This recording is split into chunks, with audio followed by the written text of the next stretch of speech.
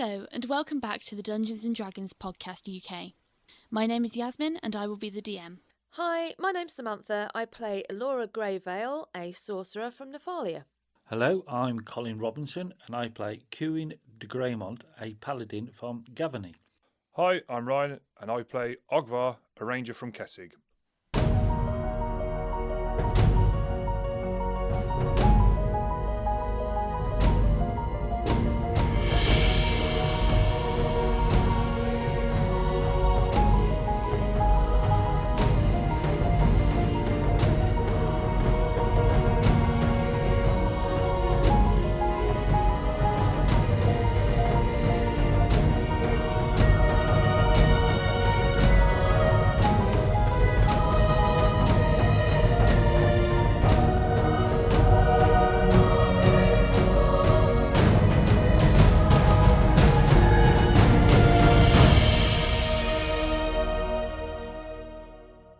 So, Cuin, Ogvar and Elora pelted up the promontory and were promptly received into the house of the Archangel Avacyn by Esther, the church warden.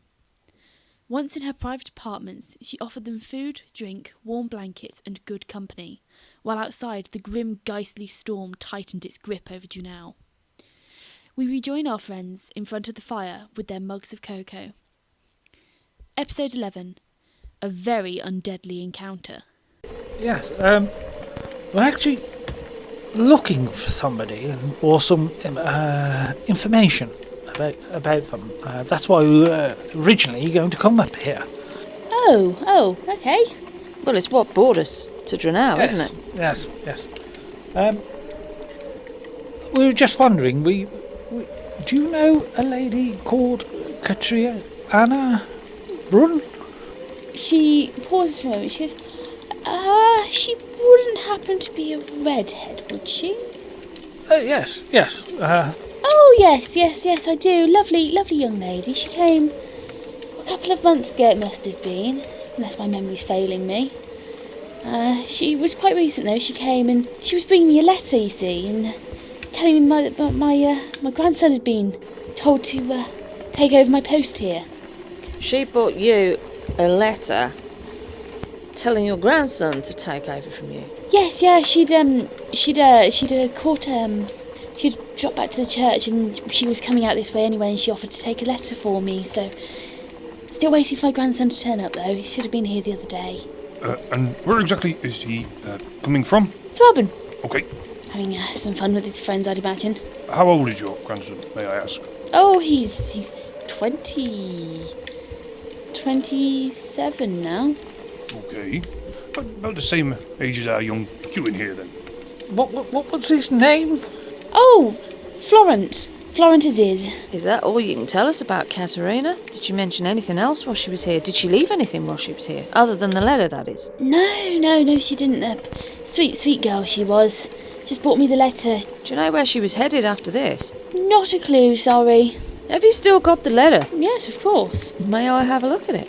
Of course. Right. She ruffles through a couple of papers on her desk and gives it to you. Okay. May I do an investigation? Or no, it's not investigation here, is it? It's a what sort of? It's not search. What is it? Intelligence check, wisdom check on it. Would see if there's anything about the letter that would give us any other clues. There's nothing. It's a letter from her grandson. Right. Okay. I won't do that then. Right. I'm going to ask Esther. I'll say to Esther. So Esther, what's your story? She gives a wry smile and she pulls her blade from its sheath. She lays it across her lap and she strokes lovingly along the blade. And she smiles and she goes, I have many stories, my dear, but the tales of my youth are the best ones.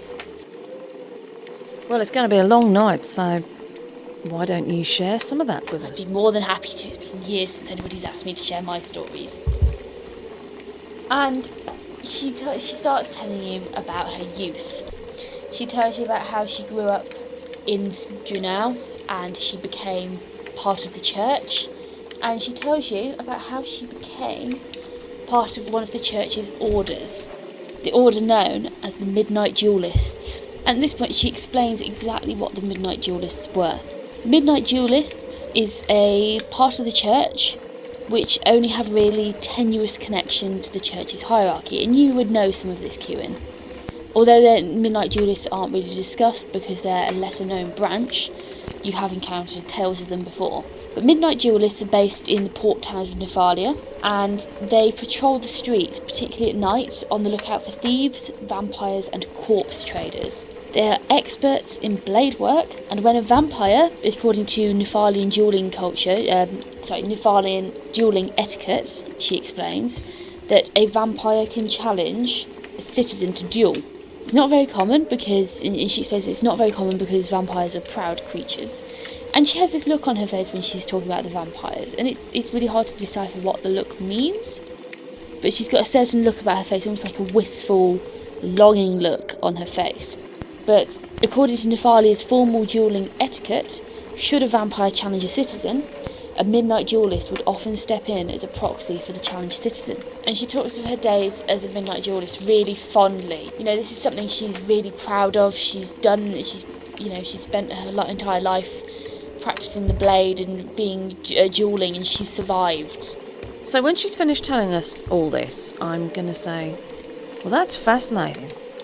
That's really interesting. So you are a master with blades then? Oh, I'm quite handy with them. Yeah, it sounds like it. I don't know much about anything sort of holy. I don't know much about the different orders of the church. That's more Cuin's thing, I'm sure. But I think that's fascinating. Thank you for sharing that. This must be quite a dull existence for you, compared to that. She gives a wry grin and she says, "Well, with the way things are at the moment, it's never a dull day, I wouldn't say. I don't get out much anymore. I have to stay and look after the church." But it sounds like if you did go out, you'd know how to look after yourself. She gives you a grin, and it's one of those sharp grins which, she's more than aware that she's capable of handling herself, even at her age. Yeah, well, I do try and keep the old body going. Yeah, I reckon we could probably learn a thing or two from you. I'd be more than happy to teach. It's been a while since I've had any company. Now that's interesting. Kieran, I'm going to need to speak to you later on. Excuse me for talking across you, Esther. Something's just popped into my mind and I need to talk to you about it. Oh, yeah, yes, no problem. Perhaps later when everyone's gone to bed, yeah? Yeah, okay, yes. Yes. Should be fine. Even if she's experienced with swords, would it be worth showing her a butter knife? Highly likely. I hadn't thought of that. I was too busy thinking Okay, of I can something say it in else. character, but it's not on me, so who's got it? I've got it. Okay, so I will suggest it now then. Laura, do you think it might be wise to show Esther curious blade we found on the way here? Do you think it might be worth it? Struth, I hadn't given that any thought, to be honest. Yeah, I mean, well, we couldn't work out what exactly... Yeah, Esther, would you mind taking a look at this and just giving us your thoughts on this and see if you can figure out if it is anything specific or if it is just, She takes the blade very gently from you. She's holding the very tip and she's got a light grip under the handle. And she takes it and she spins it round in the light and she inspects it. And yes, she goes, yes, here, hold this. She hands it back to you and she walks over to a bookcase and she bends down, quite slowly, bends down, and she pulls a book out. And she starts thumbing through the pages, and if you can all make me a spot check. 8 all in from Elora. 10 all in for me. 10 all in for Ogvar as well. Okay. You are just about able to see in the shadows flickering around the fire and the light flickering. The title of the book is Blades. It's literally just Blades. It's a very inspired title, isn't it? Mm. And she starts flicking through the pages. And she is looking for... here it is. She stands up and she wanders closer to the fire and she's holding the book in one hand. And she trails her hand down the page. And she comes to a stop and she just taps on the page. She goes, yes. She said, I thought I recognise this from somewhere. She said, never can have a book of of blades is always very useful. She says, I believe it's an adamantine dagger. And the adamantine dagger is a non-magical dagger made out of adamantine. As a masterwork weapon, it has a +1 enhancement bonus on attack rolls. An adamantine dagger? That's interesting. That's really interesting. May I inquire as to where you got it? You don't see these very often, you see. No, well, we had a bit of a strange encounter, to be fair. We had a bit of a... Something happened, and... Well, I don't know, Ogvar, you explain. Well, it was like this. We were travelling on the road to Drunel yesterday, and we all saw it. It was a cart in the middle of the road. But we went down there, it was all there, we all had a look through it and found this dagger, and I found a ring, and nobody near it. And as we walked up the bank to have a look around, see who else was there, the cart just vanished, and we heard a woman's voice crying out to us, but then nothing else. She goes, very strange. Yes, I have heard of things like this before, but I didn't think they were real. I thought they were just delusions, or perhaps a drunkard or two. No, it was very, very real. We all saw it, and definitely no. Ogvar, why don't you ask Esther if she can have a look at the ring as well? I suppose I can. Can I take the ring off, or is it stuck on my finger? Yeah, you can take the ring off. Okay, so I can remove the ring, and I hand it over to... Yep. So you hand it over to her, and she takes the ring, and she has a good look at it. Okay, and she goes, yes, she said, that's a very handy little ring you've got there. I would look after that well. Do you good, I reckon. Great. Yes, it's most definitely real. I'm touching it now. Can I have it back then, please? Oh, yes, of course. Christ. Well, do you know what the ring is? Do you know does it have anything about it? Is it magical? Is it? Oh, yes, of course. It's a ring of protection. Oh.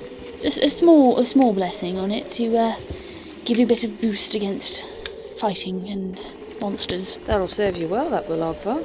Nice find. I think so. I'm going to switch the dagger that she's handed back to me. Now I know what the dagger does, I'm going to switch it with the dagger that's on my side, which is an ornate dagger that matches my crossbow, etc. But I'm just going to slide I'll slide a second one in next to it. So Yep. I'm going to put one on one side, one on the other, so I know which is which. Yep. Okay. Yeah, unfortunately I didn't really get anything from there, so... Oh dear. Well, Elora's thinking is that the dagger's not going to be that useful to Cuin, because Cuin's got a much bigger weapon. I'm not going to skin something better with the dagger. I have got a dagger, I just didn't use it, just carried on using the sword. I've got a dagger here. So what were you all doing? But now we know what we've got. Yep. I'm going to ask Esther. Esther, you seem to... Do you hold some particular powers? Because I've tried to look at these and I couldn't figure out whether they were magical or not. The only powers I have, my dear, is old age. I'm going to accept that for now. Obviously, there's more to that than meets the eye. Well, obviously, I'm a midnight duelist. I still am. And in my later years, I find myself... It's harder to get around. Well, harder than it used to be, so I've taken up a bit more of a clerical study. So, I mean, obviously, I can heal. I've healed you lot. You have, thank you very much. And these spectral encounters that we described to you, has any more happened recently, or are they still quite uncommon? To be honest, I wouldn't know. I've heard tales of them, but they've always been just that, tales. There've never been any real proof of them happening. I mean, I believe you. I mean, I've seen your ring and I've seen your dagger. I believe that you have experienced one of these, but no, I've never seen one or experienced one myself. Should you seek answers, I would recommend perhaps trying to get into contact with, what was his name? Oh, dear me. Genric, that was his name, Genric. He's supposed to be one of the most renowned astronomers in Innistrad. I'm sure he may have some theories as to why it happens. We've heard of him. Have you? We have indeed. Ah, wonderful. Right. So is the night drawing out now? What sort of time are we getting on to? It's about 6:30 now, it's dropping down dark. Is the storm still raging? Oh yes, it's still going outside. Still, it doesn't seem like it'll die down soon. Okay, we are in for the night. Anybody have anything they want to ask Esther? Not at the moment. Have you ever heard of the underground market, where various items are sold, not quite 100% legit, shall I say? She looks at you and she gives this sly grin. She goes, "My dear, everybody knows about the underground market. It is what Junau thrives off of." Oh, right. Is there any particular area to seek it, or any particular area to avoid? She says, "Yes, the underground market, as you say, is... there are numerous underground markets throughout Nephalia, mostly in the 3 main cities, Havengull, Stelhoff, and of course Junau. However, when you say underground market, it is more split into the black market and the underground arenas. So I used to occasionally pop over that way myself when I was younger." Would I not know anything about this? 'Cause I'm fairly worldly wise, travelling around on cargo ships and stopping at various Roll me ports. a knowledge local. That could be fatal. Here we go. That's a 16 all in. Yeah, you've heard of the Havengull underground market. That's my hometown, isn't it? Yeah, you have heard. As soon as she says black market and underground arena rather than underground market, you get that click. It fits. You recognise those 2 titles from Havengull. Right. And although they will run slightly different operations in different areas, you do know a little bit about the Havengull one. Okay. And she carries on. She goes, the black market is in Junau. It is split into 2. There is one black market which operates through the underground arena, and there is another located underneath the dockside market. The underground arena, the way the black market works there is that the 2 work in conjunction with each other. So when they say underground market, that's probably what they're referring to. Fights take place in the arena, and all around the inside of the cavern itself there is market stands for the trade of illegal goods. But the dockside markets are less high class. They don't sell as expensive as an illegal item, just so to say. So more for like contraband rather than... Yeah, so contraband instead of like magic items. Did you spectate or partake in the underground arena yourself in your youth? Oh, a little bit of both occasionally. How exciting. I may be holy, but I can have my fun. Ah, yes, I know, when the blood gets up and you rush. Waha! Yes.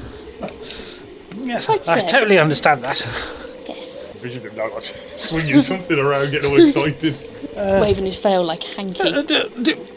What sort of prizes do they give? Is it just money or weapons or just the sheer joy? She gives a wry smile. She says, "My dear, I haven't been there in many a year now. At least a decade I haven't been down there." She said, I don't know what it is like now, but in my day it was... there was prestige, I suppose, in fighting, but as a midnight duelist not many people wanted to fight me, so the prizes weren't all that great, but it was always for the fun I fought, not for the prize. Yes, totally agree. Yeah. Well, Cumin, we could do with a bit of coin. You up for it? Yes, well, I don't mind. No, I didn't expect him to say that, Ogvar. But that sounds like some fun before we go anywhere. Oh yes. I could always give it a try. Nobody... Is it to the death or just to... one says, okay, enough, uncle or whatever they say. One says okay. You Wow. would have to inquire at the arena itself, but in my day it was done on blood. First blood through to third blood, my dear. Oh, okay. Okay.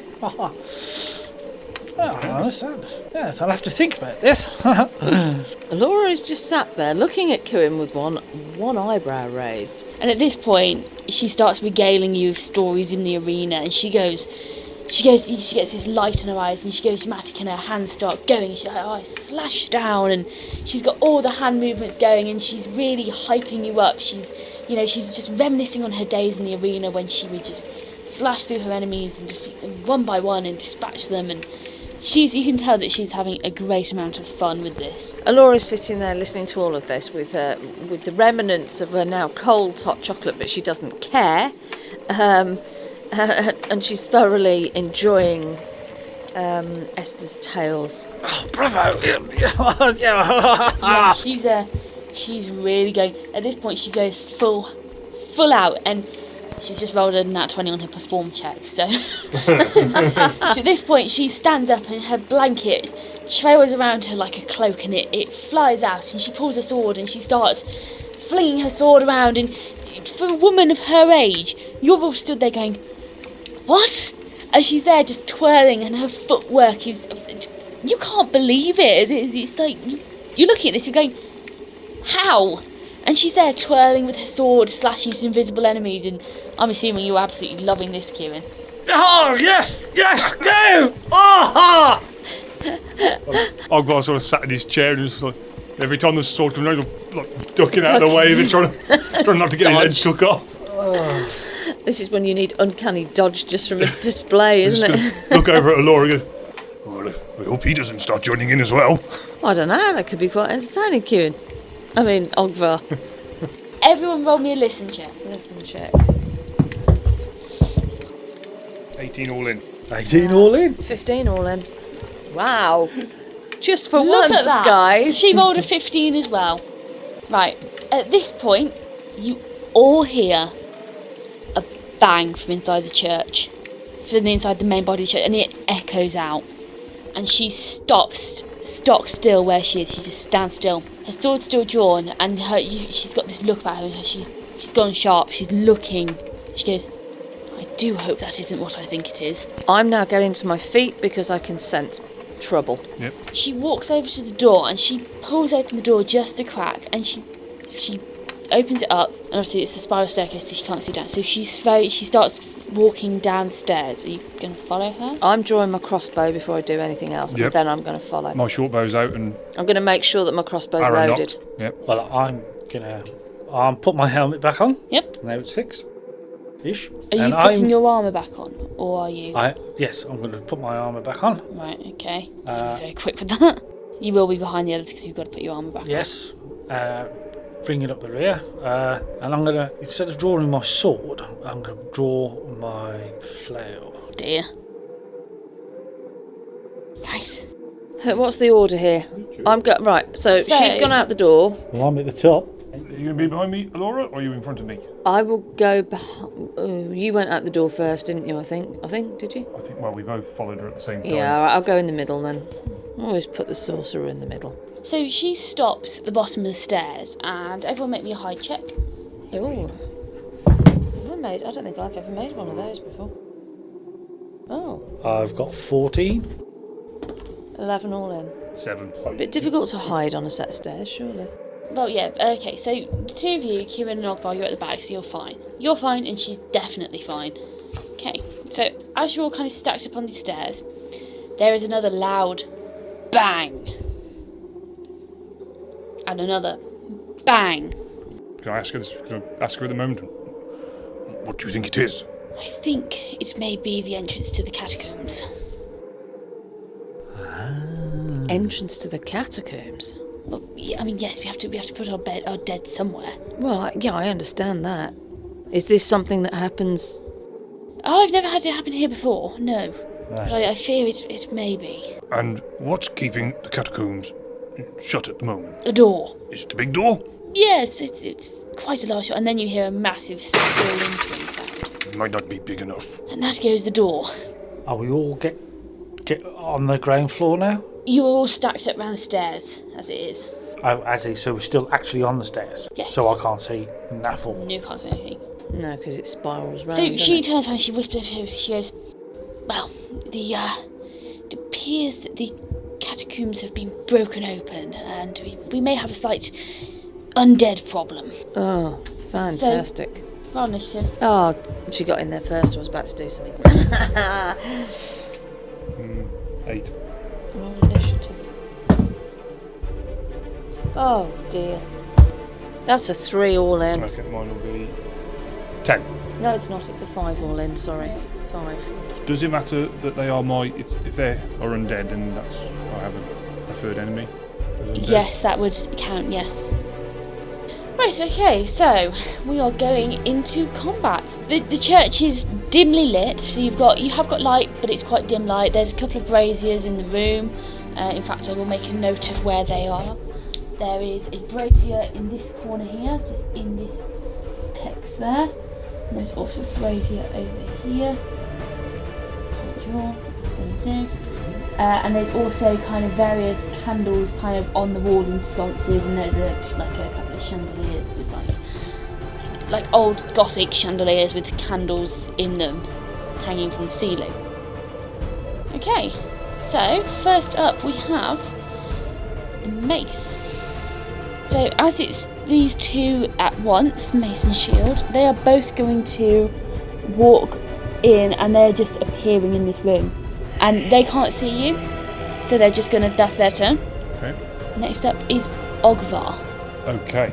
So just to make the point that none of you can actually see this apart from Esther. Because we're still in the spiral. You're still in the spiral staircase. Okay. But they don't know we're there yet either. No, they can't see you. They've just burst out of this massive door. They've just burst out, and they're just kind of pouring into the room at this point. Okay. I've already got my bow and arrow out. Can I get past Esther, or is she... Yeah, if you've got a friendly ally, you can slide past them in 5 foot square. So I can sort of come to just here on the corner? Yep. So I can sort of flatten myself against the wall and sort of take a sneaky shot? Yeah, sure. Okay, so roll to hit. Make sure I've got the range, hold on. You're trying to do this sneakily, yeah? Yeah. Yep, okay, roll me a stealth check then. Okay. Stealth. So it'd be a move silently, Move sorry. silently, yeah. That's going to be 12. Yeah, you're fairly sneaky. You managed to flatten yourself against the wall. There's a bit of a bit of chinking as you try and slide past Esther, because it's quite a narrow staircase, and you do nearly slip on the very edge of the stairs, because they obviously get smaller the closer you get to the middle post. But you manage to get past, and they don't really seem to be any the wiser. Okay. Make sure I've got range here. So that's me 5, 10, 15, 20, 25, 30, 35, 40. Yeah, I've got 60 foot range, so I am okay. Okay. Okay, yeah, so I would like to let a silver arrow go at the one with the mace. Okay. So I do have a +2 on damage roll, so that won't affect my roll to hit. Won't affect your roll to hit, no. Okay. Okay, so roll to hit. To hit. And that's going to be +4, so that would be a 9. Doesn't hit. Doesn't hit, okay. The arrow flies past, well actually it flies right through his rib cage because he's a zombie. He's got a bit of a hole. You manage to actually shoot straight through the hole in his rib cage, and it passes through and hits hits part of the remnants of the door behind him, and it lands with a thud which echoes, and they're now alerted that there's obviously someone trying to attack them. Okay. Okay, so next up we have the axe. And what's their intelligence like? They don't have intelligence, so he doesn't know where the arrows come from. He's just going to move into the room. He's going to move up to about there and stand there doing nothing, because they still can't see you, even though they know someone shot at them. Okay. So next up we have Spear. He's going to do the same. So we've now got 4 zombies. So you can now see this Ogvar, and so can maybe not Esther now, but there are now 4 zombies in this room. Okay. Can I relay that information back? Yeah, sure. It seems that some zombies have come out of the crypt. About 4 of them. Oh, joy. Yeah, okay, right. Everybody loves a zombie, don't they? Okay, so next up we have Cuin. This is going to get interesting. Right. Well, first thing I'm going to do with my racial trait, Wand Reward, which is a bless, Yeah. and I can add to my armor class, and that lasts for 6 hours. Was that 1d4? So as a casting action, you can bless yourself and one ally for 6 hours. So you're 2nd level now, aren't you? Mm-hmm. So you can bless yourself and 2 allies now at this point. Right. Right. And we all get to, or is they all the same as mine? Those affected by the blessing can use a reaction to add 1d4 to their AC when hit by an attack from undead, werewolves or vampires. So if, say, you bless Elora, as part of your blessing you bless those 2 in yourself, and Ogvar gets hit by a vampire, as a reaction Ogvar can roll a d4 to add an extra d4 onto his AC. So it's only when hit, but the blessing will last throughout 6 hours. Okay. It's a different roll every time you get hit. It only activates once. Oh, so you get that. So if you roll a 1, every time you get attacked by an undead. No, it only activates a single time. So if you got hit by a vampire, you went, I'm going to use Wander Reward, I'm going to expel that dice. You roll it, you get, I got 4 extra to my AC, which means vampire doesn't hit, but then that's, blessing's gone. Cool. You don't get another one. Same with me. Yeah, same with you, same with anyone else who's blessed by or affected by the blessing. Because I get that. That's one of my racial traits. So. Yep. Okay. Right. Well, how far can I move with that? I'm going to say you probably can't because of your armour. Yes. You're not going to be able to get past unless you literally push him downstairs. You can delay your turn if you wanted to. Basically, I can't do an awful lot.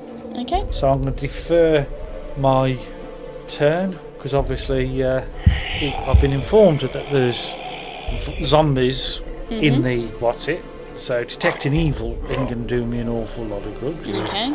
Zombies, especially if I've got a mace, an axe and spear, tend not to be very good. So I'm going to have to quite literally defer my go because I can't get anywhere. When do you want to come in? Do you want to come in after Elora's gone? Yes. Yeah, okay, so then after that, next up is Esther. Esther is going to slip past Ogvar, and she's going to kind of duck and dive behind that pew there, so the very edge of that pew. And she's going to dive and she's going to try and hide there. She's going to try and move silently and hide. 8 on the move silently, so she's not very quiet on the move silently. And then she gets a 20 on the hide, so yeah, she manages to hide herself pretty effectively. And that is the end of her turn. And then we have Elora. Right, Elora is going to move down to the bottom of the stairs so she has a line of sight on... We're talking sort of like here. Yeah, I'm assuming you conveyed back up what we got, didn't you? Yeah. Right. It's about 15, so you've got half your movement left. Right. What's the distance between me and them? 5, 10, 15, 20, 25-ish to the closest one. 25 feet. Okay, so I've got 35 feet. I am going to cast Orb of Acid. The range is 25 feet plus 5 feet for 2 levels, so basically I've got a 35-foot range. Where's 35 feet on here? I've got 3 So if within I range? square them up, those are there, so he's out of your range. Okay, so I can But get one this of these one 2 here. And that one They're both in there, range. both in range. Okay. Right, it's an orb of acid about 3 inches across. I'm going to turn my palm upwards, and I'm going to turn my palm facing downwards with my hand held up, and I am going to cast Orb of Acid. It deals 1d6 points of acid damage per caster level. So it's a ranged touch attack to hit my target. Okay, roll to hit. Roll to hit. Oh god. Here we go. Plus my initiative, innit? No. No, just on its own. Oh, it's a nat 20. It's a nat 20. Get in! Yes! Magic doesn't do anything on the nat 20 though, does it? No, but it's still a nat 20. It's still a nat 20, so congratulations. Is that your first one? It's the first one today. Yeah. Right, so yeah, you definitely hit. So 2d6. Which one are you aiming at, by the way? Oh, sorry. I'm gonna aim for. Let's go for the beefy-looking guy nearest us. Axie, yep. Yeah. Who? Axie. Axe, yeah, he's got an axe. He's got an axe, right. Come on, make it a good one. Oh, 3 points of Do you damage. add anything onto that? It's usually plus something, isn't it? Is it not plus something? No, there's no plus to that. They've got a... Oh, there's a saving throw, a fortitude partial. Okay, what's the DC?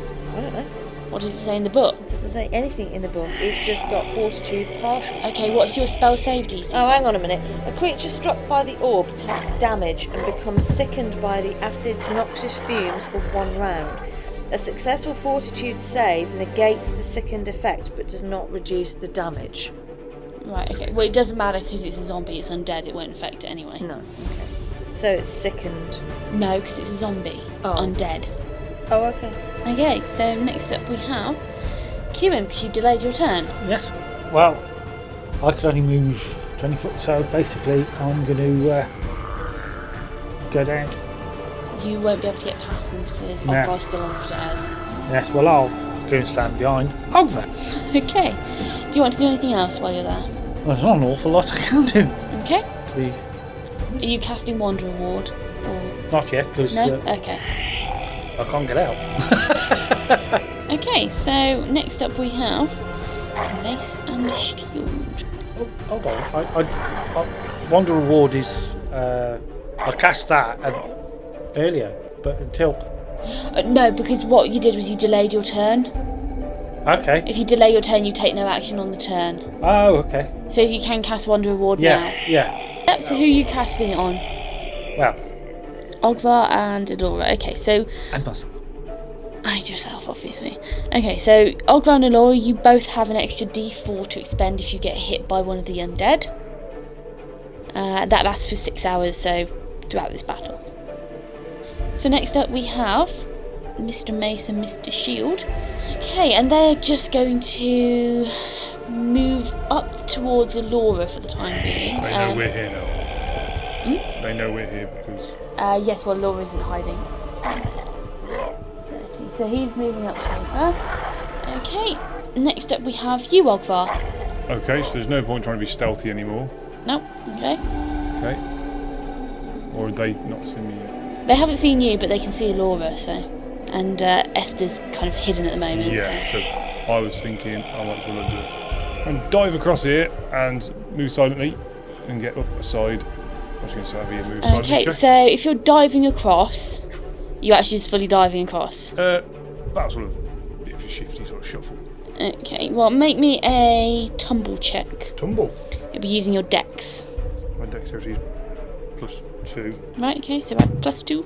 That'd be 12 all in. Okay, yeah, you manage to have a bit of a dive. You get a little nifty forward roll in there while you go. Nice. And move silently. That'd be a 21 all in. No, not natural, no? No. Okay, yeah, they really don't notice you. Okay. You dive and you slip past and you go past her and you kind of dive over her leg in this forward roll, and there's not even a swish from your cloak. You kind of land on your elbow and you take the impact and you soften it and you kind of roll straight up by Esther, and she looks at you and she's very impressed. Are you sure you're not secret red? she raises an eyebrow and goes, ooh. I just nod back. Yep. So I can still have an attack. Yep. Okay, so I'm close enough now to do a point blank shot. Yep. Shield, I think it is. Point blank gives you a +1 to hit, doesn't it? And you've also got the +2 against undead. Okay, so roll to hit. Is it a natural one? It's a natural one. That one. Oh, God. Yeah. So you've just completed this action, and it is so cinematic. You get the full slow-mo as you dive, and the wind ripples through your cloak, and you dive and you land and you roll up, and you get really overconfident, and you roll and you come up to shoot, and you pull your string back on your bow, and then you just drop the arrow. The arrow just drops and it clatters on the floor. Oh dear. Butterfingers. Good point, no doubt. Esther would go. anticlimax. But as you've stood up, they are now aware that you are there. Okay, so... I just shouted Butterfingers. Yeah. So we have the axe and the spear zombie. They're now going to move up because they've clocked you. So 1, 2, 3, 4, 5, 6. Getting close to Esther now. Then we can't see Esther there, which is incredible. And then 1, 2, 3, 4. And he's going to try and like flop over the bench because zombies aren't smart. Okay, who's next? That'd be me because I don't know what I'm doing. It's my job. Okay, so next up is Cuin. Okay, well, now that I'm out of my way, Yep. I can actually get out. Yep. And I'm going to rush forward. And I'm going to attack Axe. Axe. Yep, okay, so you push forward and roll to hit. 14 attack 16. Yep, hits. Roll your damage.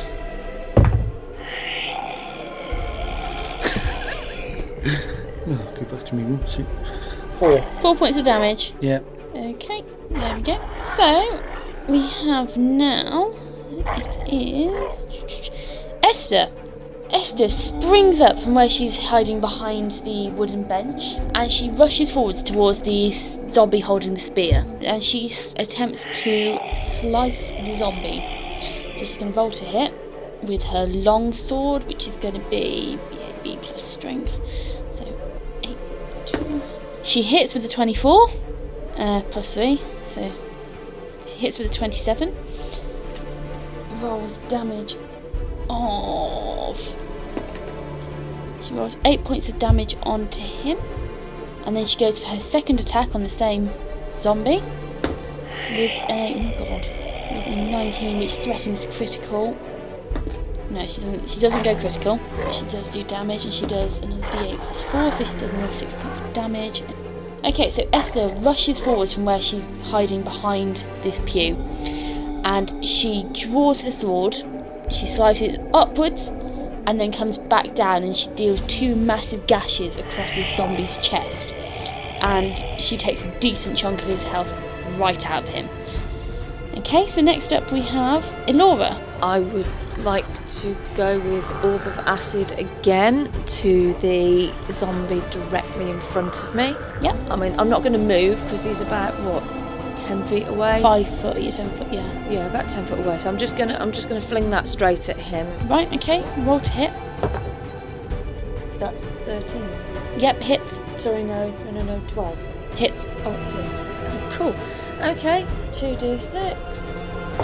Oh, that's 9 points of damage. That's more like. Okay, 9 points of damage. Okay, so you stand there and you put your palm up and you fling this orb of acid and it hits this zombie straight in the side of the neck and it starts dissolving all like the neck tissue and you can see like the connective tissue which is already really degraded. It's just kind of snapping and its head's now on one side just leaning on its shoulder. And you can imagine if it leans forward, its head's probably going to go whoa and flop forwards. Nice. Okay, so then next up we have the Mace. Mace is going to take a couple of steps forward towards Elora and is going to try and swing for Elora. Does the 7 hit? Strangely, no. No. Ha! Okay. Yep. No, it doesn't hit. So you're fine. He swings and his neck. Well, no, it's not his neck. Sorry. He swings and he just misses straight up, clips the wall slightly, and that's the end of his turn. The shield. He's going to attempt to back up his spear buddy. So he's going to walk up towards Esther and he's going to try and bash Esther with his shield. He manages it. He wanders up and he swings his shield upwards into Esther and he knocks her off balance and she takes 8 points of damage from this zombie just bashing its shield into her, and you hear her kind of squeak a bit, but she doesn't seem to be too badly battered. Okay, next is Ogvar. Okay, so which way is the front of the church? The pews facing that way, are they? Yes, they're facing that way. Okay, so I would like to just stand myself up on top of the pew to get a better look at the guy with the shield. Okay, so you're standing on top of a very thin piece of wood, are you? Yeah. Roll me a balance check. It's 7. You're more kind of straddling it You're all That's- kind of that's sat on. painful. You're sat on this pew. You're not really stood on it. You can't really get it. I was trying to get above his shield. Kind of like, I say straddling. You're like one knee on the wood and kind of like 1 foot on the actual bench of the pew, so you're kind of propping yourself up. But Okay. you've got a bit of extra height on you. Okay. So I'd like to shoot a silver arrow towards his head, please. Roll to hit. That would be a 20 all in. 20 all in hits. Okay. Roll damage. So I rolled a 2 plus 2 for my favoured enemy, so Yep. it's 4 damage. Did you have any extra damage on your... No, you didn't. You get +4 damage on to shield. So next up we have Axe. Axe is going to take a swing at the Paladin. It's a 16 hit. That's, yeah, unless... Or I have to say it beforehand. No, just whenever, if you just want to use your reaction. So if you see him coming towards you, you can use your reaction to go, nope. No, I'll let it go. I won't use it yet. Right, you only take 6 points of damage. So then next up we have, that was Axe, we have Spear. Spear's going to take a jab at Esther. So Spear's going to roll, and he's going to see if he can hit. Yikes, I should really stop rolling. He jabs Esther, and he does 6 points of damage to Esther, he does. Okay, she's not looking too bad. I mean, he's jabbed her, and you can see she's taken a blow by it, but she's no way looking like she's going to fall down at any second at all. Okay, so next up is Cuin. Okay, well, I'm going to attack Axie in front of me. Okay, Axie's going to get axed. Okay. That's a 19 plus 4, so Is that's that 23. threatening or critical? Yes. Roll to for confirmed Oh, critical. here we go again. nice. Oh! 19 again. 19! Christ. Right, okay, you've gone critical. So roll damage, add your modifiers, and then double it. Right, so that's 7 plus 2 is 9. Double it. Double it is 18. Is that a D10 you just... It's just rolled Yeah. 7 on a D10. Yeah, my Plus what? Plus how many? plus 2. Wow. Okay. That's plus, yes, that's... I'm going to shout to Cuin. I'm going to shout to Cuin. You hit that mother! Okay, so this bloke, this zombie with an axe, he's wandered up, he's done you a bit of damage. Elora's kind of melted off his neck, so his head's lolling on the side like that, and he's walking, his head's going backwards and forwards as like all the sinews just like disconnected, and it's just kind of rolling around on the one side of his head. And you take your, what were you using? Your flail, yeah. You take your flail and you kind of take this big swing to wind yourself up. You bring your flail down overhead and it comes down straight on top of his skull and it crushes his skull. Brains go everywhere. His neck collapses onto the one side where it's already weakened, and you literally bury his head inside of his body. So basically you've just got a zombie stood there with a flail for a head. It is dead. Should have called him IKEA. Flat pack. Take that, you beast! And you just hear from the other side, wonderful form, my dear. Okay, so he's been obliterated. Next one up is Spear. Spear's once again going to try and... Oh no, it was you, sorry. Sorry, it was you. So Esther's up now. She's going to take a slice at Spear. 22 to hit, that definitely hits, dealing 1d8 plus 4. So she deals 12 points of damage to Spear. Right, so she takes her blade and she then, after having it still upwards from where she's done an upward slash on the spear last time, she just brings it straight across and lops its head clean off. Okay. Spear is dead, so you can knock Spear over. And then with her second attack, she takes a punt at Shield. Shield got an extra +2 onto his AC, so... yeah, that is. And she hits Shield, and she's going to roll 9 points of damage onto Shield. Okay, so then she finishes her turn by immediately slicing off Spear's head, and as soon as she's done that, she just carries on with her swing and she buries it into the upper arm of the zombie with the shield.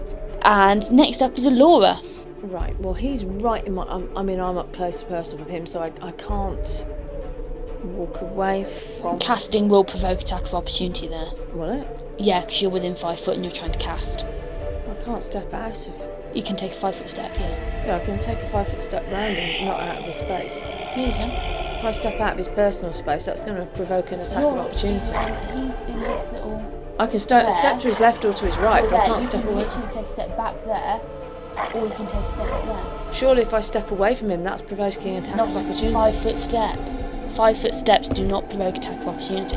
If you were taking 10 foot and using your movement to take 10 foot, you would, but you're using a 5-foot step, which is a bonus action which does not provoke attack of opportunity. So if I take a 5-foot step and then cast... Yeah, you can do that.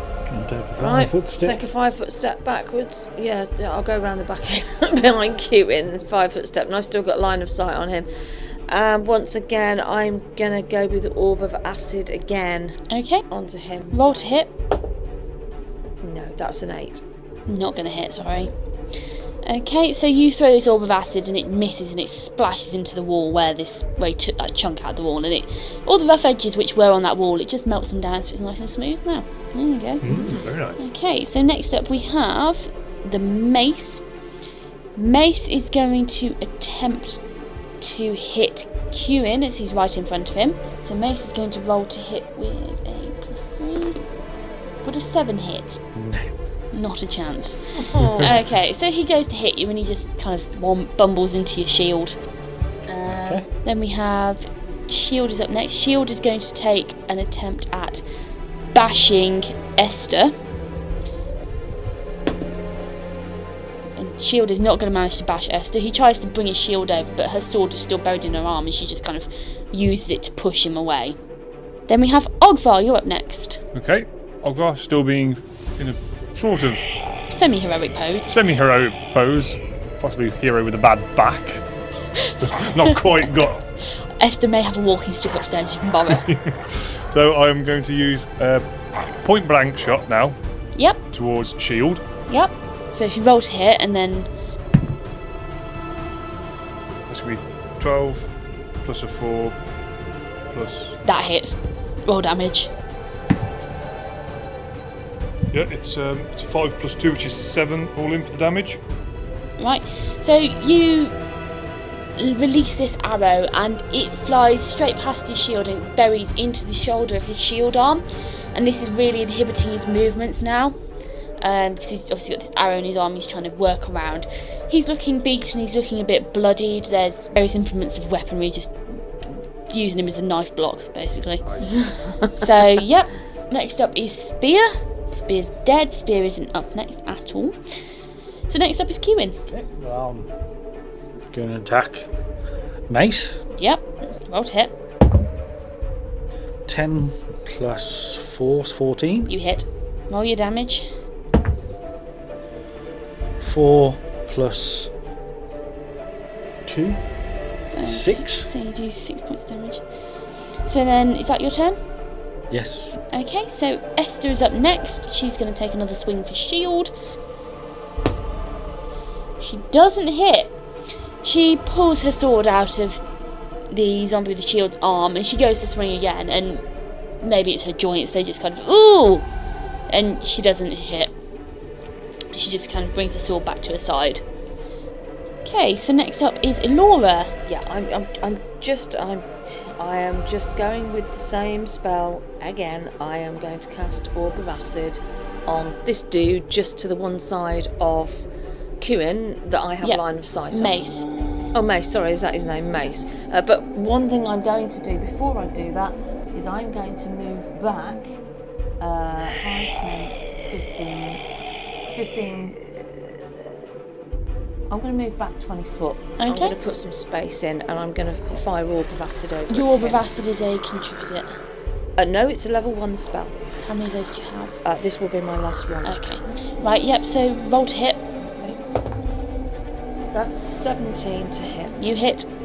Roll damage. 2d6. 6 and a 2, that'll be 8 points of damage. 8 points of damage onto Mace. Lovely. Okay, so then we have Mace is up next. Now, Mace has just been hit by an Orb of Acid again. So he's going to try and charge, well I say charge, he's trying to go and move towards the source of that acid, so he's going to go up towards Elora. Move him 15 feet because he's been splashed with a load of acid. So 5, 10, 15, is that sort of way? Yep, so as he moves up towards Elora, Cuin, can you make me an attack of opportunity, please? Oh, he's got to move past Cuin, hasn't he? Yep. Nice. So just roll to hit. 18. That will threaten your critical. No, I'm 19. Wonderful. Roll your damage. Okay. 1 of 3. 3 points of damage, okay? Better than a kick in the eye. Better than a fly in the eye. Yeah, that's the one. It's So as he wanders past Cuin, he takes this bit of a blow onto the shoulder and he stumbles a bit and he doesn't go as far as he was intending. He doesn't make it all the way up to Elora. Next up is Shield. Shield is going to change his method of attack and he's going to try and shove Ogvar off of his bench. So he's going to try and hit you with his shield. Does a 9 hit? No, it doesn't. Okay, he makes an attempt to shove you, but it just wildly falls short, so he's just kind of shoving the air in front of you. You get a nice breeze from it, a bit refreshing. Okay, up next is you, Ogvar. Okay. So, movement phases. Changing weapon, isn't it? You can change your weapon, yep. Okay. So now I'm going to change to Silver Battle Axe. Yep. Means he is so close. Yep. And strike at him. Strike at Shield with the Silver Battle Axe. So that's going to be a 10. Okay, 10 does not hit. Okay. Sorry. You change your weapon and you go to strike at it, but he just catches it on the edge of his shield. And I'm just... Right, okay, so then who is next? It is... Cuin, you're next. Right. One of my class features is Smite Evil. Oh dear. Right, okay. Guns out. Okay, so I am gonna swipe at young Mace. So you turn around to do it, because he's now behind you. Yep. Yep, so you turn around and that puts you in flanking, I believe. Flanking gives you a +2 to hit. Plus 6. Yep, so if you roll your 13. 13, it's on Mace. Yep, 13 hits. Roll your damage. 2 plus 2 is another 4. Yep, 4 points of damage onto Mr. Mace. Oh! 21 plus your smite. What's your smite? 2. Another 2, so that's 6. You walk up behind him and you take your flail and you catch him good and proper across his back. It rips whatever rags are left on his back and it takes a good chunk of flesh which is now hanging off his bones. And he's looking really, really bad shape. So yeah. Next up is Esther. Esther's going to take another swipe at Spear. Shoot. No. Yes. Sorry. She doesn't hit anyway. She's getting a bit tired now, I think you could say. It's well past her bedtime. Lots of excitement this evening. And then it's on to Elora then. Okay, I will. Yeah, I will cast Disrupt Undead on Dude. Right, what does that do? Well, if I make a successful roll, it directs a ray of positive energy, must make a ranged touch attack to hit. If the ray hits an undead creature, it deals 1d6 points of damage to it. Okay, so you've got a +2 to hit because you're flanking. That would be a 3, so I miss. Okay, yeah, you missed it. It's just gonna- But I haven't moved yet. Can I now move? Yes. Good. I'm going 5, 10, 15, 20, 25. I'm going 30 foot that way. Okay. Right, so next up is Mace. Mace has no enemy now in front of him, so he's going to spin around and try and attack Cumin. Bring it on. 19 to hit. Oh! Yes. After a continuation of the conversation with Esther, an untimely, unwelcome and very undead interruption occurred, dragging our heroes away from their comfort zone by the fire. Downstairs in the church, things quickly got out of hand, and it was time for the four to face their foes. Hi there, I'm Yazmin and I'm the DM. I thoroughly hope you're all enjoying the campaign that we're creating together. Unfortunately, I don't get paid to babysit this lot, and there's always something more they want, whether that's new content, new books, or new minis. I may be able to write a money tree into the campaign, however I can't make one in real life. This is where you can jump in and be the valiant knight saving the princess from the dragon. Or more accurately, the DM from her players. If you could spare just a few coins to help support what we do, it would be very much appreciated by all of us here at the Dungeons & Dragons Podcast UK. And your heroic deed shall be known throughout the land as we sing your praises at the top of our voices on our podcast. To demonstrate the depths of your generosity, please click on the link in the bio to this episode, which will take you to our Buy Me an Ale page, where you can easily donate to our cause. We would be more than grateful if you did this. Truly. Thank you for listening to our podcast. Having you as a listener means everything to us.